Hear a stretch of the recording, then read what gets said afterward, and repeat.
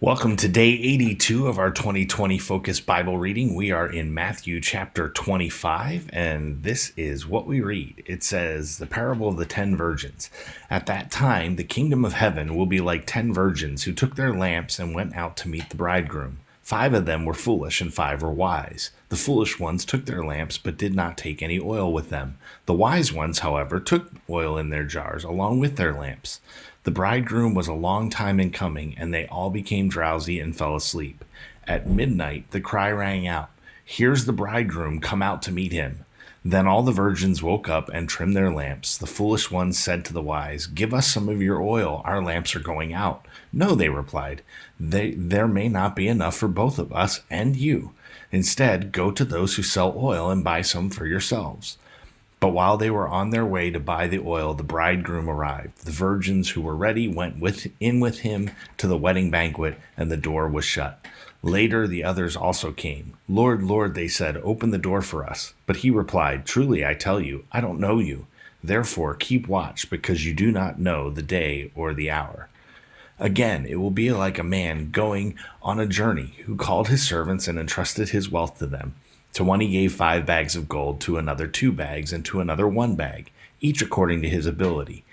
Then he went on his journey. The man who had received 5 bags of gold went at once and put his money to work and gained 5 bags more. So also the one with 2 bags of gold gained 2 more.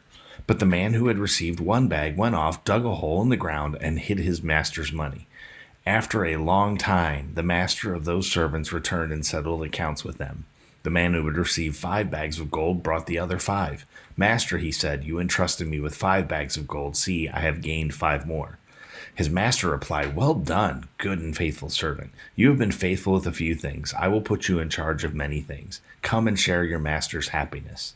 The man with 2 bags of gold also came. "Master," he said, "you entrusted me with 2 bags of gold. See, I have gained 2 more." His master replied, "Well done, good and faithful servant. You have been faithful with a few things. I will put you in charge of many things. Come and share your master's happiness." Then the man who had received 1 bag of gold came. "Master," he said, "I knew that you are a hard man, harvesting where you have not sown and gathering where you have not scattered seed. So I was afraid and went out and hid your gold in the ground. See, here is what belongs to you." His master replied, "You wicked, lazy servant.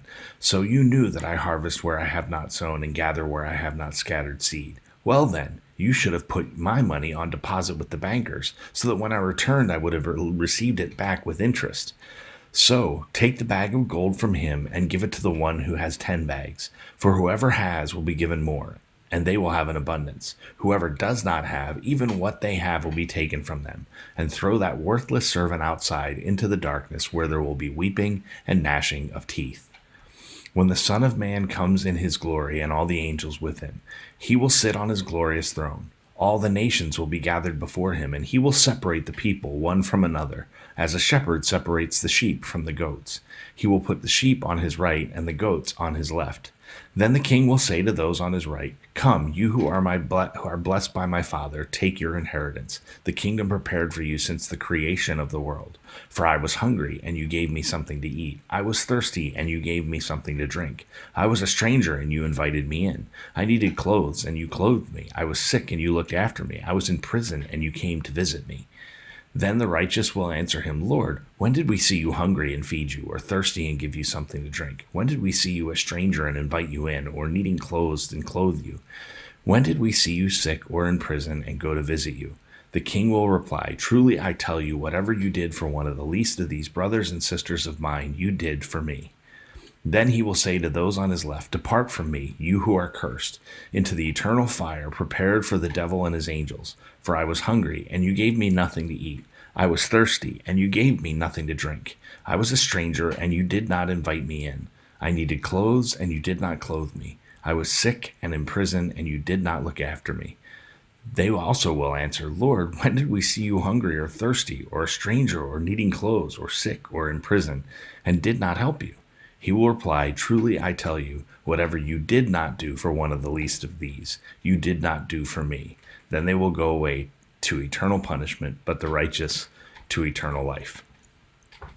All right, so First thing that I want to point out, three kind of major sections here in this passage, and typically preachers, teachers, they spend a lot of time on the parable of the bags of gold because there's a lot of application, there's a lot of interesting kind of insights into that. I'm not going to do that because I want to talk about the parable of the 10 virgins for just a moment.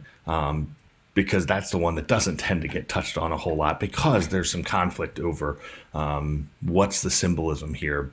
And the big problem is they're describing a custom that doesn't exist for us. And so it's hard for us to understand the analogy. It's hard for us to necessarily, understand the context exactly of what's going on here. But one of the descriptions that was given of this is it's describing the way that a Jewish wedding would take place and how the bridegroom was treated, and these individuals, these girls, these 10 young women, 10 virgins, the understanding here is they actually aren't invited by being a part of the family. They're not invited because they're part of the bridesmaids or things like that. These are actually just, kind of girls within the community that don't have a special standing that would get them into the wedding banquet. And so the only way for them to participate would be for them to be, the lamp bearers. They would carry the torches so that they could light the way.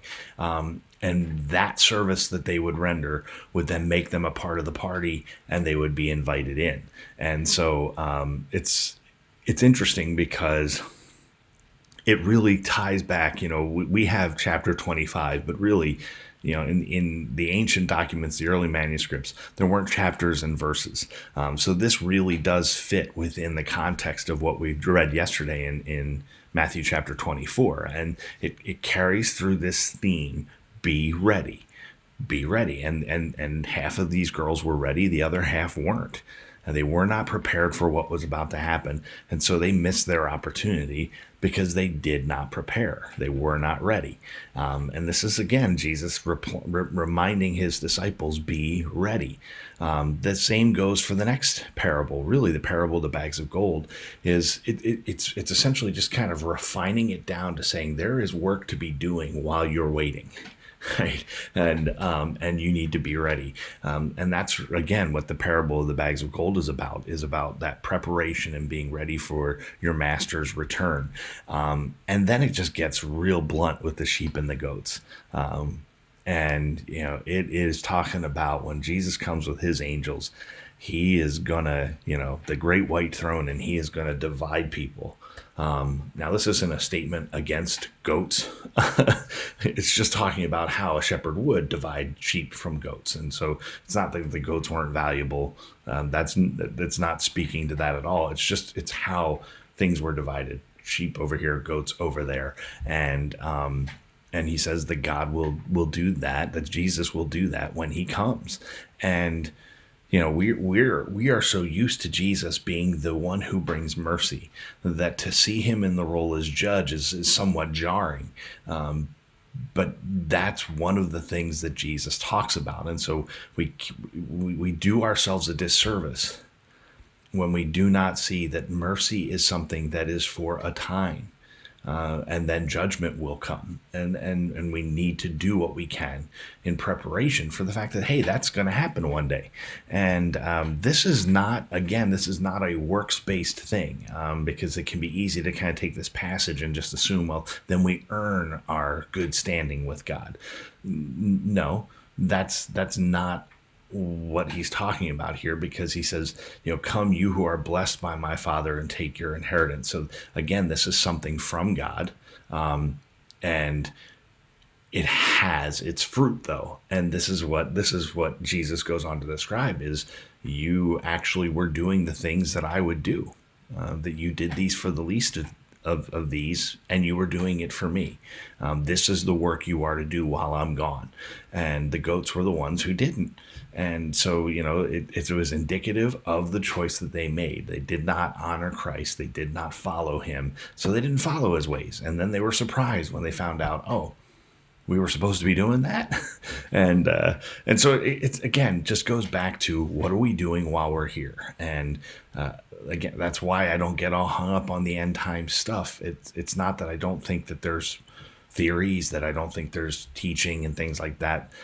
It doesn't change what I do today and what I'm going to do tomorrow. If God gives me breath tomorrow, then I have my marching orders already. And it isn't about calculating when he's going to come back. It's about living in a way that expects him to come back. And if he doesn't, that's okay. I'll be ready again that next day. And that's the way we ought to be living our lives. And really, it boils down to, and the way we live our lives in this is in the service of others for the sake of Christ. And that is made absolutely plain here in this last part of this chapter. All right, we will see you tomorrow as we continue on and we look at Matthew chapter 26. Have a good one.